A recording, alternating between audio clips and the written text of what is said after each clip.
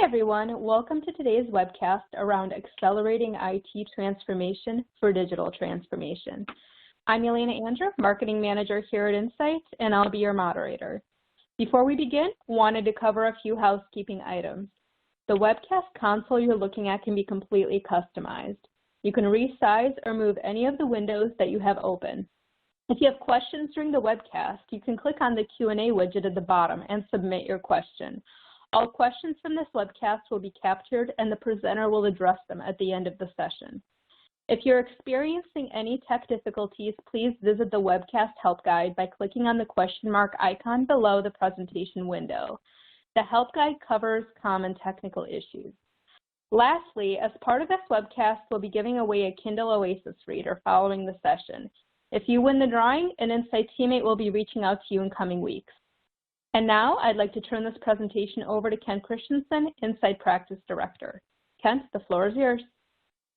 Thank you, Elena, and welcome everybody. Hope everybody's doing well. I believe this is recorded, so if it's later and everything's normal again, but we are recording in June of 2020. So what I wanted to do is cover, as the title says, accelerate IT transformation for digital transformation. Obviously, that's a large scale goal for a lot of organizations, but we also want to take into account things that have happened in 2020 that are impacting that. So a lot of people still want to accomplish that, but we got to take into account current events. And what we want to do today is just spend a little bit of time talking about, what we're seeing and how we're addressing, how do I keep moving forward while dealing with new challenges that are being presented to me. So what I'd like to do is give you just a quick overview of Insight, those of you who aren't familiar, and that helps the context of where it's coming from, who's speaking.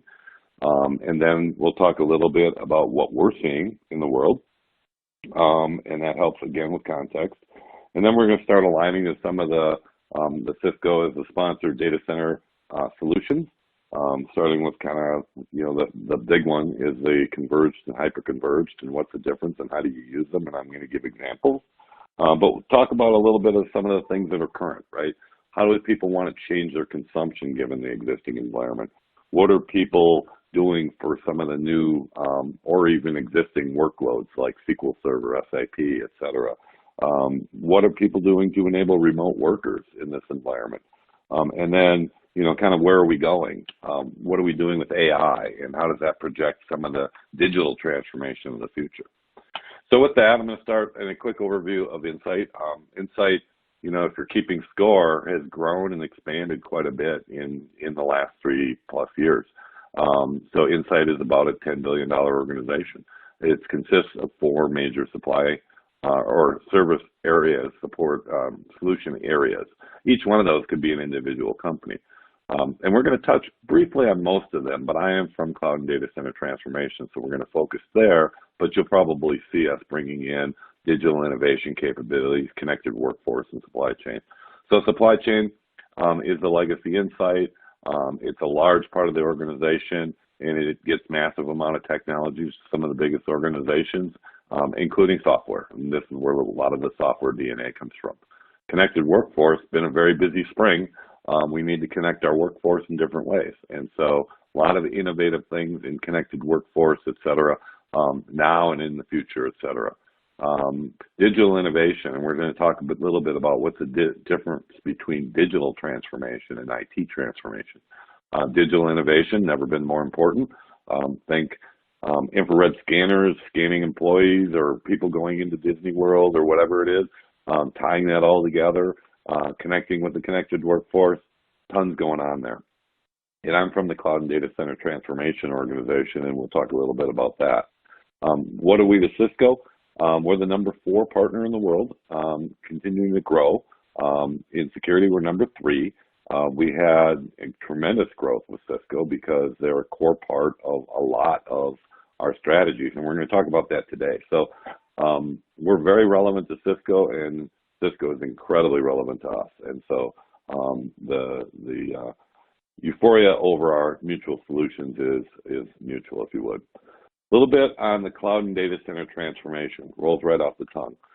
It's one division, but as you kind of saw that some of the way Insight grew is organically, but some of the way Insight grew is through acquisition. So you probably saw PCM an acquisition last year. And those of you familiar with where a lot of cloud and data center transformation came from was a company called DataLink, which was an acquisition over 3 years ago now. And those you recognize DataLink, we were less than $1 billion company. And now by Insight putting more resources in, we're about a $2.6 billion company. And we're actually one of the fastest growing parts of Insight. So we're, targeting 15% growth. There's nothing that's happened this year that says we're still not going to do that. And, where it applies, and what I'm going to start talking a lot about is some of that is in a supply chain motion, but a lot of that is in what we call architected, where we spend a lot of time with clients, we have a deep understanding of the technologies, and we still start aligning technologies from Cisco and others and digital innovation and connected workforce to help clients, get business outcomes. That's what we call architected, and we're going to focus most of the day on the architected side. So we touched on IT transformation. As we've seen over the last 6 months, year or so, a lot of conversations in large groups used to be, I'm either the cloud guy or I'm the security guy. And we try to figure out which one we're talking to and speak to them in terms relevant to their initiatives. More and more, we're seeing somebody with a C-level transformation in their title. And so transformation being a broad category, and we kind of break that down into two groups. One of them is digital transformation. Digital transformation is really about applications. And it should drive a completely different strategy. Digital transformation can be massive analytics from the data I have. It can be AI. It can be IoT. These are all digital things. But we believe is supporting digital transformation is IT transformation. IT transformation is about the platform. And so when we think about this, I think we're in lockstep with Cisco is that, most digital transformation requires IT transformation. We can go through a lot of examples and we can actually look at, most organizations realize this. They realize that I need an IT transformation in order to support the initiatives in the organization, whether it's just surviving the current environment and or getting toward digital transformation. And we've seen a lot of examples, even recent, where, hey, we created this really awesome IoT for all the endpoint organizations, and yeah, we didn't think about the network to deliver that. Or, we didn't have a data plan to align with this brilliant concept of what we're going to do for digital transformation. And so, we firmly believe that IT transformation is fundamental and in getting a successful digital transformation strategy. And when we start talking to C-levels on that, frequently we see, even if we're talking to somebody with transformation in their title, implying application, they're linking back to the digital, the data center IT transformation, saying, help them help support me, if that makes sense.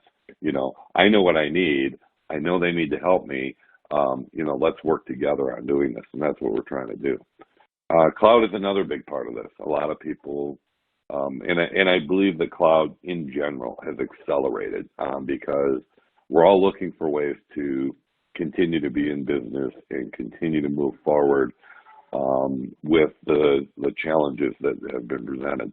And cloud seems like an easy out, right? Well, cloud somewhere else. I don't have to worry about my data center. And cloud can be a way to get a remote workforce enabled very rapidly. It absolutely is. When is cloud the right thing? And one of the things we've seen over the years, and we've kind of always suspected this and felt this and driven toward this, is that cloud is not one thing. It's one of the platforms to consider. And so we see here all these data points that says, everybody thought they were cloud only.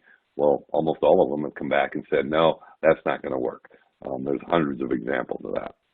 And a lot of organizations will take this blunt, well, I'm just going to cloud, and here's my reason, whether it's valid or not, but they may have a reason, and then they're coming back and saying, well, that wasn't what I expected. The cost wasn't what I expected. How I managed it wasn't expected. It was kind of maybe oversold in our mind as to what it could do. And public cloud is incredibly valuable and growing incredibly fast. But I think, what we're seeing and validating it's part of a broader strategy, and that broader strategy is multi-cloud. So we kind of look at this way. We got a digital innovation organization on the right, and they are 1,000 people working on really cool projects, and we could spend, an hour or two kind of going through really cool projects. We're going to give an example of just one today. And then we've got kind of the CDCT data center transformation team. And then, of course, at the highest level of this broad concept is, where does cloud fit? And one of the things we realize, and we're realizing more and more, is, some of that's going to be dictated by where your data is.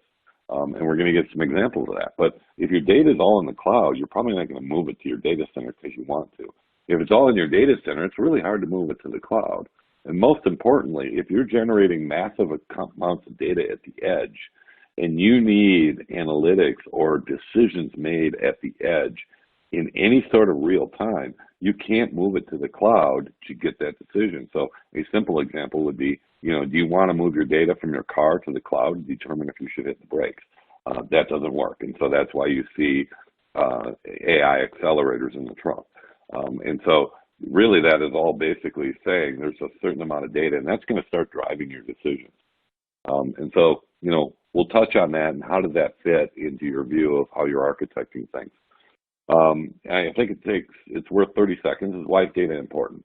And, I think there's this perception that cloud DV and, hey, we're working on these microservices and everything is just replaceable, and if it goes away, it'll be replaced.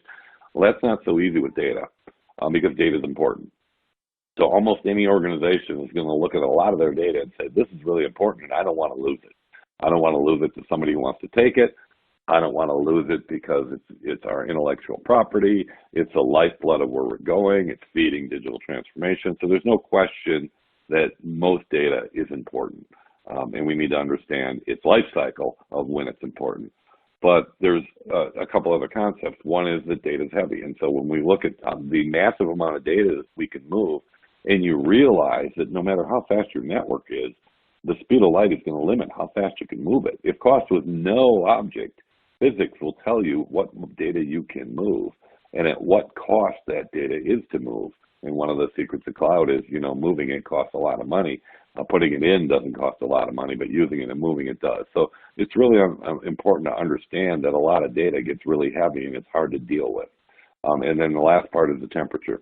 By the temperature, we mean that an application trying to do something important, whether it's digital transformation, analytics, mission-critical applications, those are all saying, hey, I need fast access to my data to get results in a timely manner or customer sat, et cetera.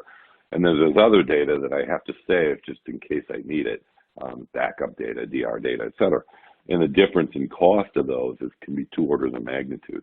And so it's important to understand data and understand its importance to you, its weight, and what I can do with it, and how I want to use it, because that's going to drive a lot of cost. So this is kind of how we work with them. We're working on, essentially IT transformation, digital innovation, and there's a lot of meeting in the middle of, hey, we invented this in the cloud, but now we want to scale it up, and so there's just tons of innovation in our labs and with Cisco and with others of going, how can IT meet digital innovation, especially in some of the data center solutions, hybrid solutions. There's tons of examples of the innovation that's going on. So when we look at this and you say data centers, are you just talking UCS and compute? Are you talking about the network? Are you including the security? What about the storage? What are you doing about the software? How does cloud fit into that strategy? How do you manage the data against things like, ransomware, et cetera? And the answer to all of that is yes. All of that is part of what we're looking at for a transformation, because you don't want to forget security when you made something really cool. And data management's never been more important. And so we take all of that into account. So this is just a quick, all of that's on the table, and you can pick and choose pieces you want to work on, or you can say, hey, as part of my transformation, let's start making all these things work together. So this is the quickie picture of cloud. We're in a coffee shop. Somebody says, I'm trying to figure out my cloud strategy, and I could draw these circles almost before I know a lot about the organization. And I'd say, well, most organizations are going to end up something like this. In the upper left, we have a certain set of attributes of applications. They're the systems of record, mission critical applications. We kind of probably know what they are. They're driving the company's current revenue. They have things like SAP and Oracle, et cetera, and they're built on these high performance platforms, and they're probably somewhat monolithic in some ways, and they don't fluctuate from day to day, up 100%, down 100%, up 3,000%, et cetera. Those applications tend to not be very good cloud candidates. You either have to completely rewrite them, or if you force them into the cloud, you probably typically can get, worse results at higher cost. And so I think, those are some of the mistakes organizations have made, is put something where it didn't belong. On the other hand, there's a ton of stuff that's being done in cloud. We all see it every day, all the innovation that would never and should never be done in a data center. I can run a genomic sequencing or some sort of analytics where I spin up 500 servers. Sure, Cisco would like you to order 500 servers for something that's going to take a couple hours, but it's not realistic. And that's because, cloud is agile. It doesn't wait for you to do things that you would do in a data center to make sure things are running efficiently at an enterprise level, et cetera. So there's a lot of innovation going on in cloud, and sometimes that moves back. And then, these are not hard rules. If somebody says, I'm going to get everything in my data center in the cloud, you absolutely can make that happen. Why are we doing that? Is it to save costs? Is it to close the data center? Maybe it needed to just move closer to the cloud as opposed to into the cloud. But there's a couple of generalizations we take away, and one of those is, some of those systems of record applications that kind of run consistently every day running the business, they run 24/7. And typically things that run 24/7 aren't great candidates to rent. And cloud is kind of like, hey, I'm there, I can scale up and I can scale down, but if you want to run it all day, the meter keeps clicking at the same amount, right? So that's a generalization. And the other, we talked a lot about data. Data can be very costly in cloud, sometimes 2 to 3 times the cost in a data center. We're going to give a couple of light examples, but so those are some generalizations in the background that says, okay, when we start, we kind of know this. And then, when we start looking at how does Cisco fit, well, they, of course, fit in all the spots, right? So, the workhorse of mission-critical applications continues to be converged infrastructure. We'll talk a little bit about that. But, that's an on-premise primarily thing with links into the cloud. Kind of the new way of looking at converged infrastructure is hyperconverged infrastructure, which is, similar, and we'll talk about the differences, but it's got some different attributes, right? Like some of the workloads work great on hyperconverged infrastructure. It scales up. It may not scale up the same way, but it is still primarily an on-premise solution with linkages into the cloud. And then we got cloud solutions like Intersight from Cisco and other things that Cisco is doing to help network data centers to cloud in a multi-cloud strategy.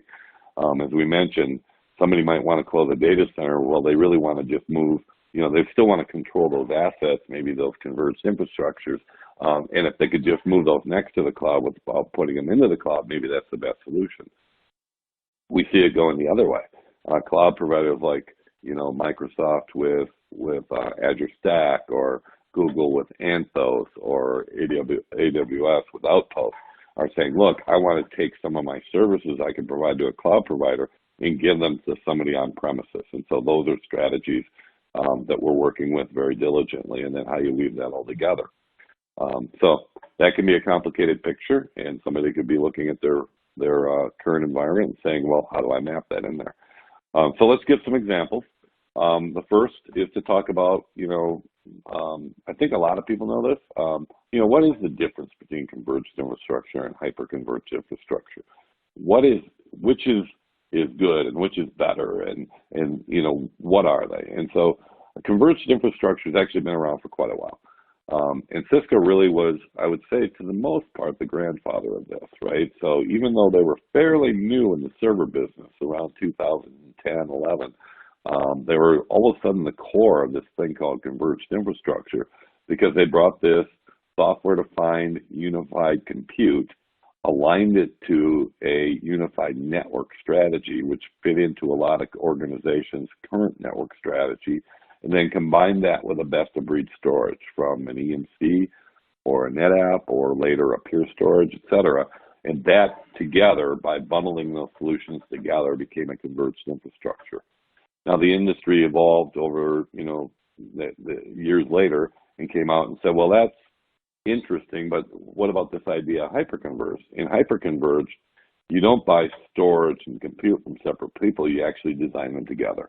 So the network may be on the outside, and obviously there's some networking to the hyperconverged nodes, but the storage and the network, or the storage and the compute, are combined into the same design. So in converged infrastructure, I'm testing them together.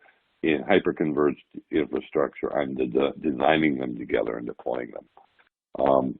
And so, that changes, to a certain extent where they fit. So in a converged infrastructure, as we mentioned, it's been out there for quite a while. It continues to be the workhorse of the most mission critical applications, right? So when we go through, somebody says, I got, X hundred applications, and these ones are the most important ones. And at the end of the day, when, it ends up saying that, this makes sense on a converged infrastructure. And while somebody might say, well, anything 10 years old in technology is old school, they might say, well, wait a minute, everything is improved. The UCS is improved, the network is improved, storage has gone from spinning disk to flash, and all the technologies have continued to evolve. And, when you think about this, that the UCS still fits into the Cisco, network, and the network has been more tightly integrated and software defined. And if your storage strategy isn't just, okay, I've got some hyperconverged and whatever storage that is, because it's not one of them that by itself, it's not one of the leading storage providers. If you take a NetApp or a Dell EMC or a Pure Storage, et cetera. But if a client has a strategy around, say, NetApp, et cetera, and then you say, well, converged infrastructure can be part of that, and it fits into your storage strategy, it fits into your networking strategy. It's not a different thing, if you would. So this became, still remains kind of the workhorse. It continually improves. It supports pretty much everything from bare metal to virtual environments, and it scales up to the most mission critical. And it tends to support the things that are hardest to put in cloud, right? It's a legacy application that I'm not completely rewriting into microservices. Cost in the cloud, the availability, the amount of data, all of those things just make it challenging to put that type of application in a cloud environment. And some of them that do get forced into that come back. And I'm going to give you an example of somebody who is a cloud, that behind the cloud is converged infrastructure supporting the delivery of cloud services.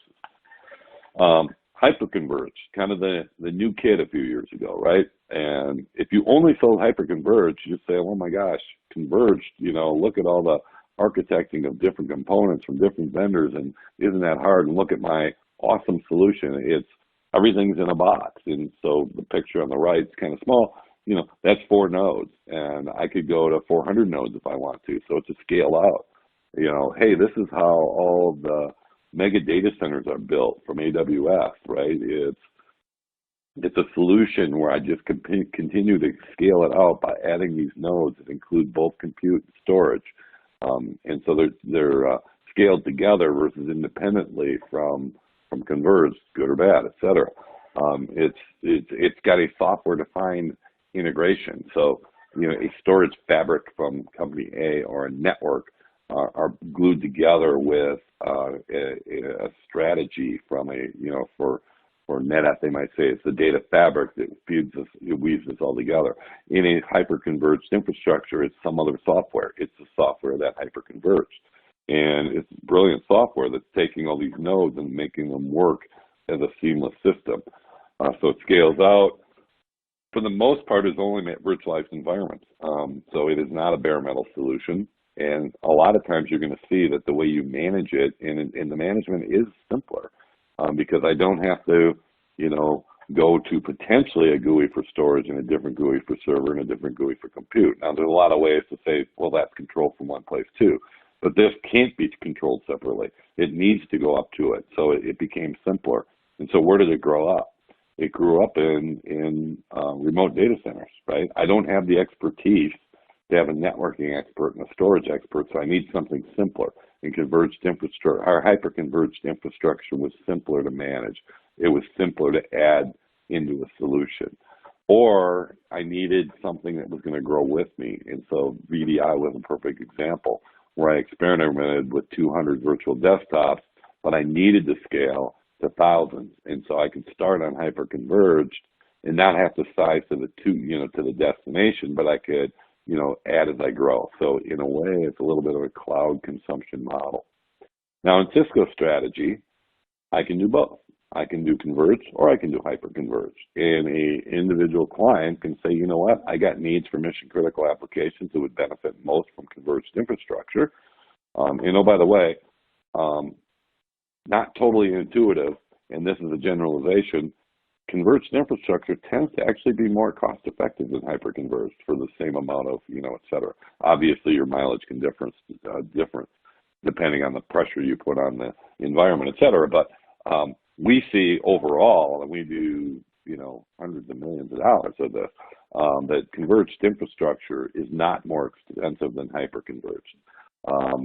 But so a single environment, a client that has a Cisco strategy and wants to leverage both converged and hyper-converged absolutely can, and we see that all the time. I've got converged for this, and I got hyper-converged for this.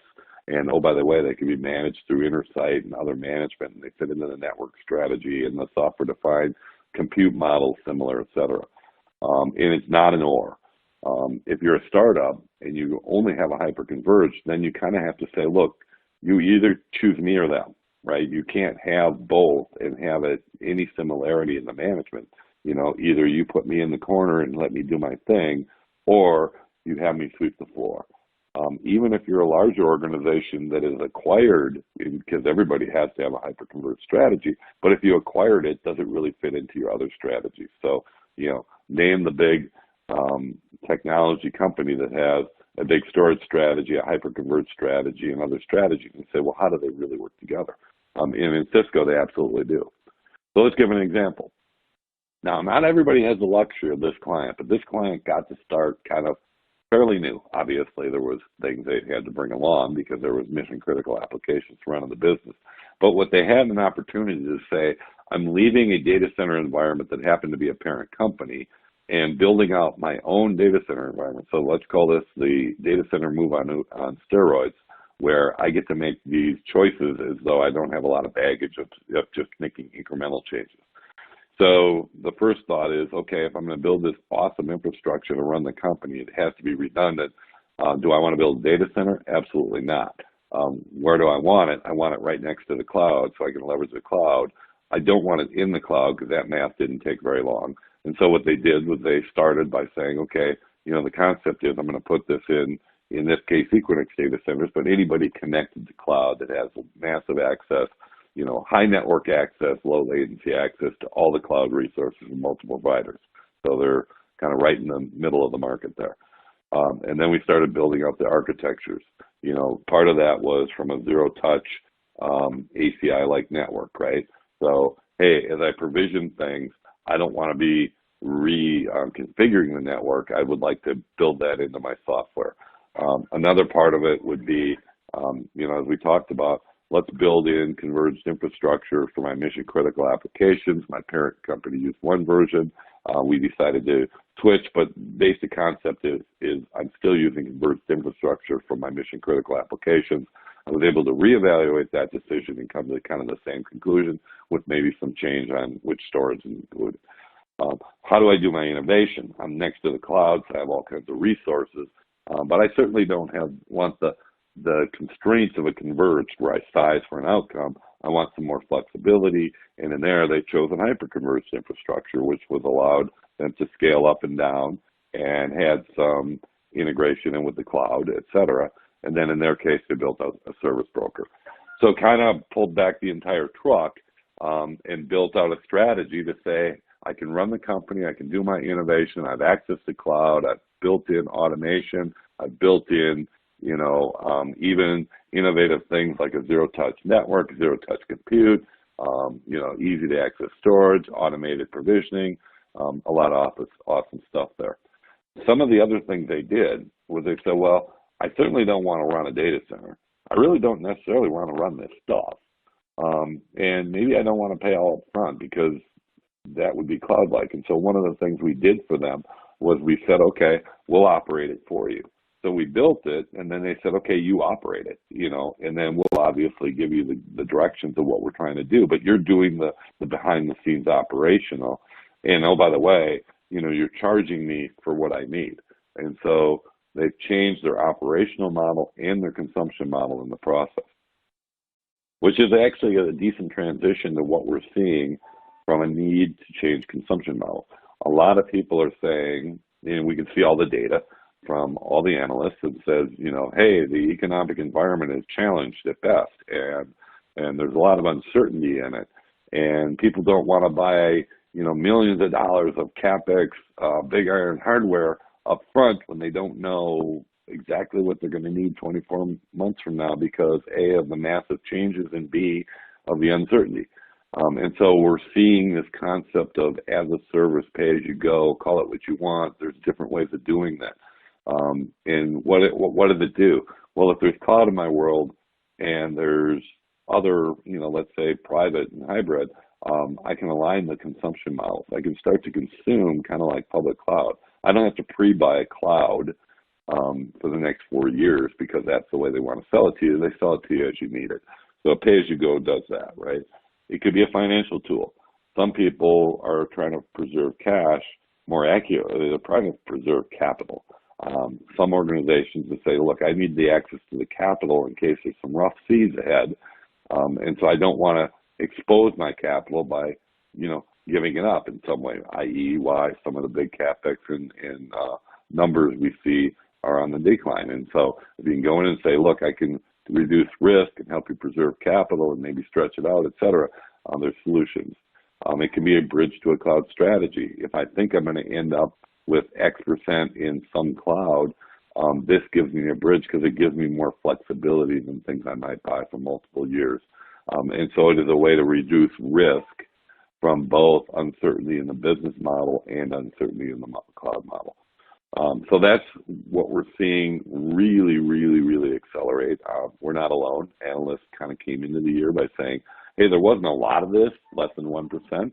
But, in December of 2019, they were saying, we think it's going to be 15% or 20% the next couple of years. And then all of a sudden, events change, and they're like, oh, yeah, it's going to be a lot higher. And I've seen it's not as much as 45 to 50% of on-premise infrastructure being predicted over the next few years to be consumed as a pay-as-you-go or consumption model. And so we've got already tons of examples. Now, this is the guy that's running a cloud. So they build software, and initially you could buy software, you could build some sort of a converged infrastructure to run it in your own data center, but the organization saw a benefit to providing it via cloud, which is kind of like software as a service. So now they're a cloud provider. They're not just selling software and supporting it in all of your environments, but they can actually run it and give it to you as a cloud model or a software as a service model. And you probably already consume a lot of things that way. If you're watching on WebEx, that's a software as a service, or on 24s, and they have probably infrastructure in the background running their systems. In this case, they'd always used converged infrastructure to run their systems. And so as clients came on, they put together bricks of converged infrastructure to support that. And they said, you know what, that's great. I'd really like to align that to my consumption model. In my consumption model, I get more clients. If I get 10 more clients, I'd like to buy 10 more units of consumption. And I don't necessarily want them to buy in a capital mode. But more importantly, I don't want to maintain this as though it's periodic purchases. When I bring on a customer, I have that customer until, for life, hopefully. So I'd like to provide an infrastructure for life. And when we consume differently, and we say, okay, I'm consuming as a service, so I'm no longer worried about when's my upgrade, when do I have to upgrade my firmware. All that's off the table. I'm consuming infrastructure like a cloud, and it's always there until I decide to turn it off. And so that's a model that they're flipping to. So that's the result, is that they're, have changed the way they consume. They agree that converged infrastructure is the best way to run their cloud service. validation for you using it. And they just wanted to change the consumption model. And matter of fact, they're looking at saying, okay, well, I got a bunch of stuff that I bought the traditional way. Maybe I want to convert it all over because the new model is a lot simpler. And I think a lot of organizations are starting to say, you know, how do I want to operate in the future? And it doesn't necessarily need to align to the past. And like a lot of things that the new environment has done, is accelerated trends that were already there. And this is just another example where all of a sudden options are showing up every day. And at Insight, we are way dialed into being able to deliver those options for our clients. Something that people wanted to ignore, and especially wanted to ignore as things got tumultuous, is mission critical workloads. But here's one that's very current, that SQL 2008, Windows 2008. Now, SQL 2008 actually went end of support. No patches, no, et cetera, unless you pay a fee last July. Windows 2008 went into support in January. And a lot of people said that's a high priority until just enabling remote workers and staying in business became the highest priority. But it's still there, and it's still a challenge. And so, what we want to do is help clients figure out, what are your options? Nobody's going to come in here and say, hey, Mr. Client, I have no idea what's on your mind, but I'm going to tell you what to do. You should buy this hardware, or you should buy this software, et cetera. Instead, what we're saying is you've got a lot of options. You could, matter of fact, if we kind of look at them, a lot of them fit well with Cisco. You could do nothing, but if you want patches, you have to pay Microsoft, the owner of that application, a fee to continue to get extended support. Microsoft, who wants you to move away from Windows 2008 for the last 5 years, but certainly it's urgent now, calls that an extended support agreement, essentially. And, for example, in SQL Server, because we are Microsoft's largest global partner, we see this every day. If you decided to put it off last year, and now it's coming up to July of the second year, the renewal will be double. It is not uncommon to see 6- and 7-figure support agreements being presented to clients that have decided not to do anything. And it's getting to the point where the support agreement is costing more than the update to a new environment. And so that's one option, do nothing. Another option is move to cloud. Not always easy. It seems intuitive. Microsoft says it's easy. But I need to know who's using that infrastructure that I just migrated to cloud, because they're going to migrate that too. And what does it cost? And another option is I'm going to upgrade to the latest version, but I probably have to upgrade to new hardware because the hardware might be old. And there's huge benefits to upgrading your application and your hardware to the latest generation, and huge benefits to doing it. It takes a little more effort than doing nothing, but doing nothing is becoming painful. And we're seeing, FlexPods and flash stacks and hyperconverged, hyperflex, et cetera, being some of those examples of what people are doing. So just one example is a financial organization. And really, it became acute to them that said they had hundreds, maybe almost 1,000 SQL servers spread out among a bunch of locations.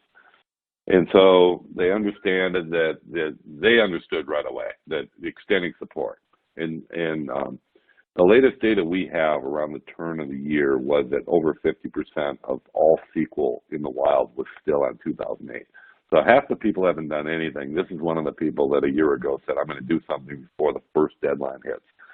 So he quickly realized that, I know where the SQL is, but I don't know where everything who's using it is. So I need to figure out who's using it and then figure out, does that make sense in cloud? And it was fairly quick to realize he doesn't. Now, you traditionally use CI, converged infrastructure, for a lot of stuff. But in this case, you said, you know what? Hyperconverged actually fits. It supports SQL extremely well. I see the design that you guys have. It's got an all flash, so the performance level is good, but the scale is good for what I'm doing. I can go to an environment that has 10 and put in X nodes. I can go to an environment that has 100, and I can use the same architecture for multiple different scale environments. And so that's what they ended up doing. They started rolling it out, and actually in 2 quick passes, they completely moved, upgraded everything, got onto an new infrastructure, and realized all the benefits in less than 6 months from start to finish. So again, there's a great case study, and at the end of the day, they're looking at this and saying, what was the cost? And it was actually less than they would have been paying support right now. So what's kind of a new thing that's happening? And I'm going to give an example to us, but obviously we need to meet the demands of the remote workers. I imagine a lot of you are remote workers today. And you fortunately took a little bit of time out to hopefully listen to this. And so some of you were ready to be a remote worker. Thankfully, this didn't happen 10 years ago. And some people weren't ready to be a remote worker. And we're trying to figure out, as we go, okay, are they secure? Do they have the resources they need? We've been, I just had to touch up my environment with new video and audio capabilities, et cetera. But some people were completely caught in the blank and in the dark and really had to enable them quickly. And one of the examples is Insight. It wasn't the CDCT group, it was actually in the supply chain group that we had a group in Asia that actually came in from the PCM acquisition, and they were taken completely flat-footed. These are people that if they had a PC in their house, it probably wasn't modern. They didn't work on laptops. They usually went in to the office during the day, and there was heavy government controlled restrictions for movement, et cetera. So we need to absolutely enable that workforce, and we had to do it fast. And the only way to do that is probably leveraging cloud, and that's what we did. And we literally enabled them in 48 hours. It was hundreds of people. We got them up onto a new environment, enabled into a remote workforce environment that was very workable and in many cases better than they had before. But we knew right away that this isn't the end. We're doing it in cloud because it's fast. We know right away, because we've done this before, that doing it in cloud is also expensive. So if I really want to run 300 users, and they kind of doing the same thing, this is kind of one of those not highly variable environments all of a sudden. And so we immediately started bringing it back onto prem because we knew we could do it more efficiently with better performance and at lower cost by architecting a solution. Which kind of goes to another part of this, is that a lot of organizations have started doing this concept of, I want to get to Windows 10. Now all of a sudden I want to virtualize my workforce or enable them in my workforce. And you get a unique convergence of things when you combine Windows 10, which has a ton of graphics capabilities, with virtualization, which is creating high density of Windows 10 environments. And it's not as trivial as just a virtual desktop environment, and it's not as trivial as just upgrading Windows 10. Now, if you're doing it on a laptop, each of those is easy. But if you're doing it in a virtualized environment where you're pulling these together, special considerations need to be made. And one of the things is a lot of collaboration between NVIDIA, which does graphic acceleration and creates speed GPUs. We don't need to figure that out today.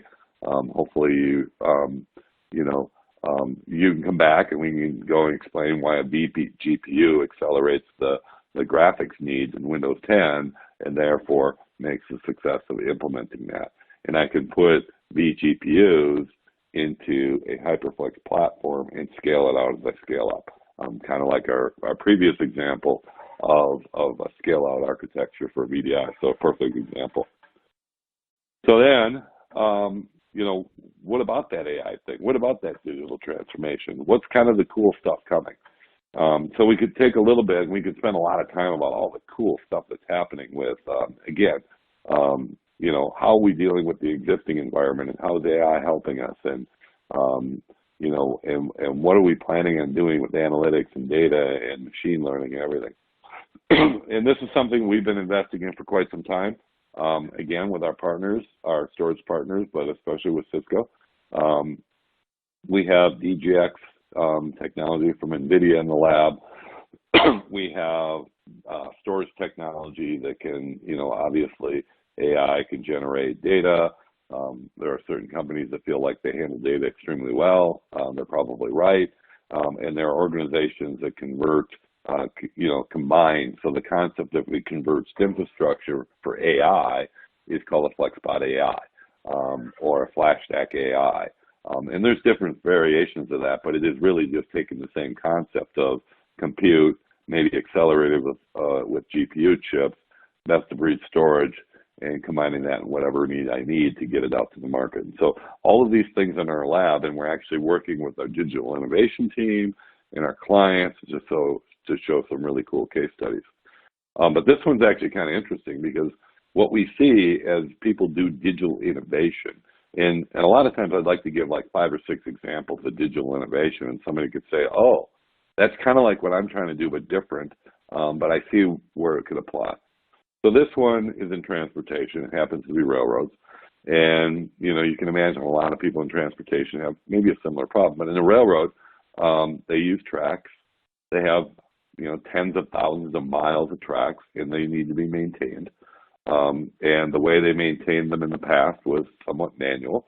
That, you know, back in the day, people would crank along in a cart or, you know, a specially fitted pickup truck or whatever, and they would kind of visually inspect them. And so, you know, the innovative minds got together and said, well, why don't we build a drone? And it can do high resolution video, and it can take pictures that, you know, probably almost more accurate than the naked eye, and certainly is going to reduce the chance of somebody getting run over by a train. And, you know, since we got all this visual data, why don't we use AI to analyze the data? And start looking at it and determining what is really a problem, what's not a problem. And there's many things in AI, when there's only so many variations, it can do it really well. And so it was going through and reporting more accurately and less costly and more safely than they'd ever been able to do this. And it's incredibly important. So increment it next way, because anybody who's got their first or second view of AI says, okay, now what? And in their case, they say, now what? I need better resolution. I need to see the wheels of the train. I need to see under bridges, etc. So the next increment is not a drone flying up with, you know, certain capabilities and not some capabilities, but actually putting some infrastructure in the train. And so the benefit of that is, as somebody said, if you prevent one derailment because I saw wheel issues, over the next 5 to 10 years, it'll pay for anything this would cost. But they were able to see and inspect more things at a higher resolution. But it does lead to that last example of, this is an example where your cloud strategy is based on where your data is. Obviously, that mini data center built on a hyperconverged infrastructure with GPUs in it was generating a lot of data. You didn't have the luxury of saying, well, I'm just going to send it to cloud and have it come back and tell me if there's a problem. I need to tell it to figure it out yourself. Is there something that needs to be reported to the cloud to open a ticket to take action on? So that's an example of the data essentially driving your cloud strategy. So with that, kind of a call to action. Obviously, we've talked a little bit on the pressure of business to move forward, continue to transform, but remove risk. Be cautious, be careful, consider the things that we need to do. So we talked a little bit about some of the needs and solutions, but, you know, your business and your objectives are unique. One of the things we like to do is understand, you know, what are your goals, what are your objectives, what are your constraints, and let's figure out what we know, which we believe, having very, very strategic partners like Cisco, we've got a lot of experience in what is and what is coming, and hopefully we can apply that to you. So that's a call to action, and Yelena, I will, if it's fair, hand it back to you for questions. Thanks, Kent. I'm looking at the questions, and there's nothing here that you would need to address. I've replied to some about the technical aspect of the presentation, so we can give everybody one more minute. If you do have questions, please submit them in the Q&A. Awesome. And while they're considering that, are you doing the drawing now or letting people know later? We're going to be doing the drawing after the session, so they'll be contacted later. So some lucky person will be contacted.